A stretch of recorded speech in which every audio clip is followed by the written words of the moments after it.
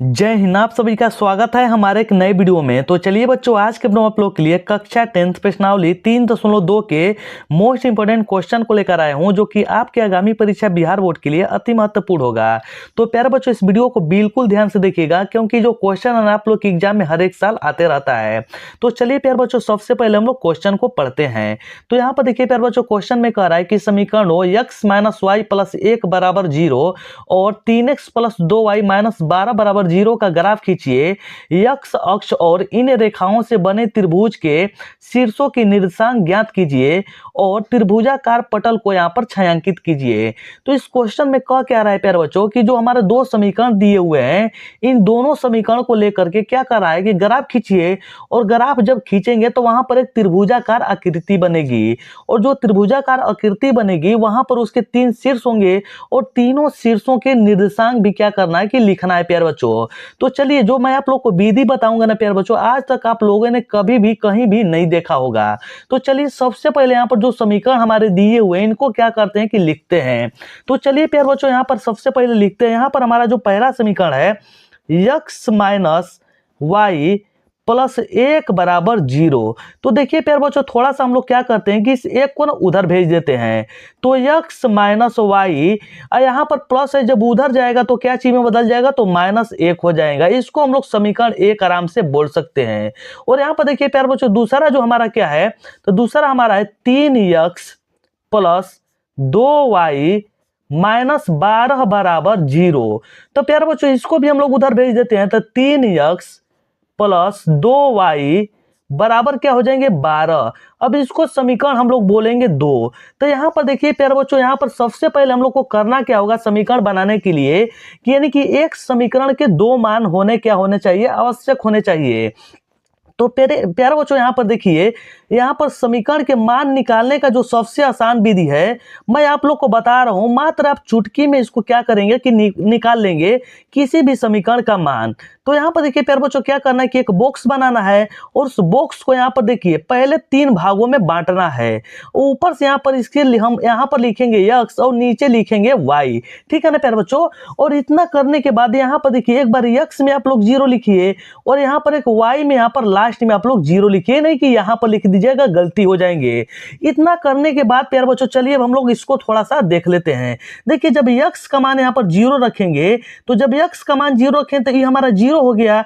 अब यहाँ पर -y, अब -y और यहाँ पर -1 दोनों क्या हो जाएंगे, प्लस हो जाएंगे, यानी कि y का मान क्या हो जाएंगे, 1 हो जाएंगे। अब यहाँ पर चलिए प्यारे बच्चों, जब y का मान 0 रखेंगे तो टोटल हमारा 0 हो जाएगा ना, तो जो 0 हो जाएगा, और x का मान हमारा कितना बचेगा, तो कहेंगे सर जी -1 बचेगा।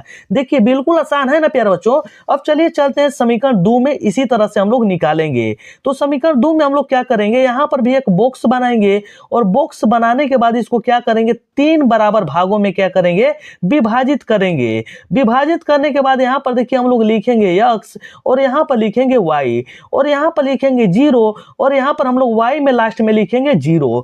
अब करेंगे क्या प्यारे बच्चों, देखिए जब x का मान 0 रखेंगे तो है तो 0 हो गया। अब यहाँ पर 2y और बराबर 12 बचेगा, तो 2 यहाँ पर गुणा में उधर जाएगा तो भाग में हो जाएगा। तो 2 से जब 12 कटेंगे तो कितने बार में, 6 बार में। अब यहाँ पर देखिए हम लोग को करना है, y की जगह पर 0 रखना है, तो y के बराबर में 0 रखेंगे तो e वाला हमारा 0 हो जाएगा। तो यहाँ पर जब इधर जाएगा तो देखिए 3 और x के बीच में गुणा है, जब इधर आएगा तो हमारा नीचे हो जाएगा, यानी कि 4 × 12, यानी कि 4 बार में कटेंगे। तो यहाँ पर देखिए प्यारे बच्चों, यानी कि प्रत्येक समीकरण के हमारे 2-2 मान मिल चुके हैं। अब इन दोनों मानों को लेकर के हमको क्या करना है कि ग्राफ खींचना है। तो ग्राफ चलिए प्यारे बच्चों हम लोग खींचते हैं। तो चलिए यहाँ पर सबसे पहले हम लोग क्या करते हैं, यहाँ पर देखिए हमारा ग्राफ है, और ग्राफ खींचने के लिए देखिए आप लोगों के सामने 2 समीकरण दिए हुए हैं, और दोनों समीकरण के मान यहाँ पर दिख रहे हैं। जब दिख रहे हैं ना प्यारे बच्चों, तो चलिए अब हम लोग को क्या करना है कि ग्राफ खींचना है। तो ग्राफ जब खींचना है प्यारे बच्चों, तो आप लोग एग्जाम में ना क्या कीजिएगा कि पेन से नहीं पेंसिल से खींचिएगा, क्योंकि देखिए अगर आप लोग का गलती भी होता है तो वहां पर सुधार सकते हैं। लेकिन मैं यहाँ पर आप लोग को जो बता रहा हूँ ना, यहाँ पर मैं आप लोग को कैसे बता रहा हूँ कि पेन से, ताकि आप लोग को अच्छे से दिखे, थोड़ा सा डार्क दिखे। तो चलिए यहाँ पर क्या करते हैं हम लोग, एक ऊर्ध्वाधर और एक क्या करते हैं, क्षैतिज लाइन को यहाँ पर खींचते हैं सबसे पहले। तो चलिए प्यारे बच्चों सबसे पहले खींच लेते हैं।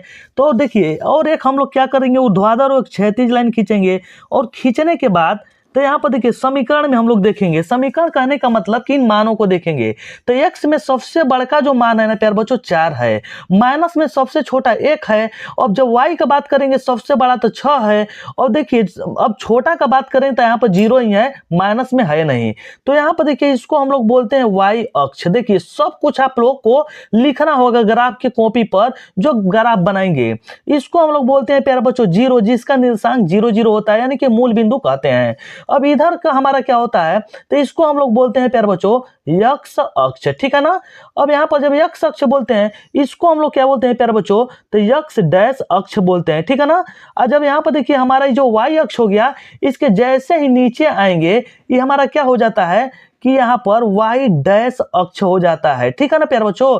अब इतना जब आप लोग समझ गए हैं ना, तो चलिए यहाँ पर सब कुछ देख लेते हैं। अब कहेंगे सर जी कि इसमें सबसे बड़ा हमारा y का मान 6 है, तो एक खाना बराबर हम लोग क्या मान लेंगे, 1 इकाई। तो यहाँ पर आप चाहे तो लिख सकते हैं प्यारे बच्चों कि माना कि एक खाना बराबर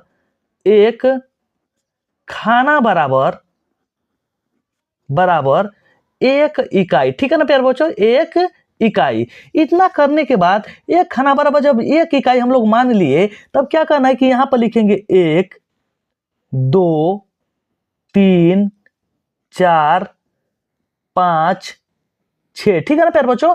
अब यहाँ पर देखिए y में तो बड़ा हमारा मान नहीं है, लेकिन यहाँ पर लिख लेते हैं। तो यहाँ पर देखिए जब ई वाली जो लाइनें होती है ना ऊपर, यानी कि x यानी कि y अक्ष की जो लाइनें होती हैं पॉजिटिव होती हैं, और y डैश की जो लाइनें होती हैं निगेटिव होती हैं। तो यहाँ पर -1 -2 -3 -4, ठीक है ना प्यारे बच्चों। अब यहाँ पर देखिए x अक्ष की जो लाइनें होती हैं धनात्मक होती हैं, और x डैश की जो लाइनें होती हैं यानी कि नेगेटिव होती है, यानी कि ऋणात्मक होती हैं। तो यहाँ पर चलिए हम लोग क्या लिखेंगे, 1 2 3 4 5 6, ठीक है ना प्यारे बच्चों। और जब इधर आएंगे ना तो हमारे क्या हो जाते हैं, -1 -2 -3 -4 -5। अब चलिए प्यारे बच्चों हम लोग क्या करते हैं कि इन सभी मानों को रखते हैं। सबसे पहले यहां पर आइए समीकरण 1 में। समीकरण 1 में देखिए x का मान 0, y का मान 1।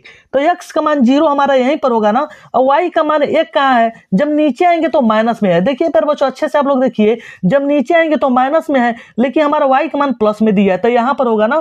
तो यहाँ पर देखिए x का मान 0 यहीं पर है और y का मान 1 है, तो यहाँ पर ऐसे हम लोग घेर देंगे और लिखेंगे x का मान यहाँ पर क्या है 0 और y का मान कितना है 1, ठीक है ना प्यारे बच्चों।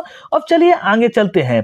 आगे हमारा क्या दिया है, x का मान -1 और y का मान 0। तो x का मान -1 किधर होगा प्यारे बच्चों, तो -1 हमारा देखिए इधर तो प्लस है, इधर हमारा माइनस है, तो x का मान -1 और y का मान 0 यहीं पर होगा। तो x का मान -1 y का मान 0। अब यहाँ पर करना क्या है प्यारे बच्चों, इसको आराम से आप लोग क्या कीजिए कि मिला दीजिए। तो देखिए इसको हम क्या किए कि आराम से इसको मिला दिए। अब मिलाने के बाद देखिए आप लोग को करना क्या है, यहाँ पर तीर का निशान लगा देना है, और समीकरण हमारा क्या है, तो x माइनस y और प्लस 1 बराबर 0, यही समीकरण है ना प्यारे बच्चों। अब चलिए चलते हैं समीकरण 2 में। समीकरण 2 में हमारा क्या है, x बराबर 0 y बराबर 6। जब इसको देखेंगे ना तो इसको देखेंगे नहीं कि इसको देखिएगा, तो x का मान 0 y का मान 6। तो x का मान देखिए 0 यहीं पर होगा, y का मान 6 यहाँ पर होगा। सॉरी बच्चों यहाँ पर y का मान 6 यहाँ पर होगा ना, x का मान 0 y का मान यहाँ पर 6 यहाँ पर होगा। यहाँ पर देखिए x का मान 0 और y का मान 6 यहाँ पर लिख देंगे, ठीक है ना। अब यहाँ पर देखिए x का मान 4 y का मान 0। तो x का मान 4 कहाँ पर होगा प्यारे बच्चों, तो यहाँ पर होगा, और y का मान 0 कहाँ पर होगा, तो इसी लाइन पर होगा। तो x का मान 4 y का मान 0। अब इसको हम लोग क्या करेंगे प्यारे बच्चों कि इसको आराम से एकदम मिला लेते हैं। तो चलिए इसको आराम से पहले मिलाते हैं। देखिए ये हमारा मिल गया ना।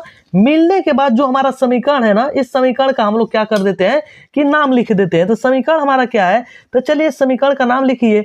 जो हमारा समीकरण है 3x प्लस 2y माइनस 12 बराबर 0।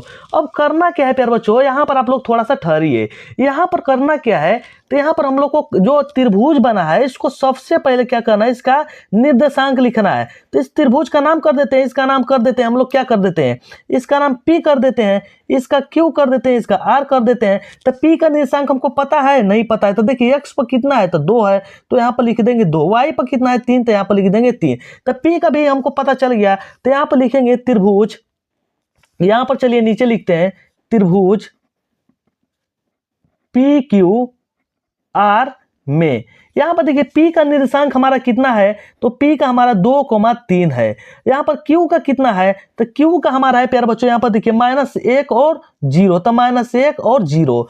और R का कितना है, तो कहेंगे सर जी जो हमारा R का निर्देशांक है ना, R का जो निर्देशांक है 4,0 है। तो यही क्या हो जाएंगे, हमारे आंसर हो जाएंगे। लेकिन और हमको क्या कहा था प्यारे बच्चों, और इसमें हमको कहा था ना कि जो हमारा त्रिभुजाकार जो पटल है उसको आराम से छायांकित कीजिए। बहुत सारे बच्चे देखिए क्या करते हैं कि इसको छोड़ देते हैं, नहीं, इसको आराम से क्या कर देना है कि छायांकित कर देना है।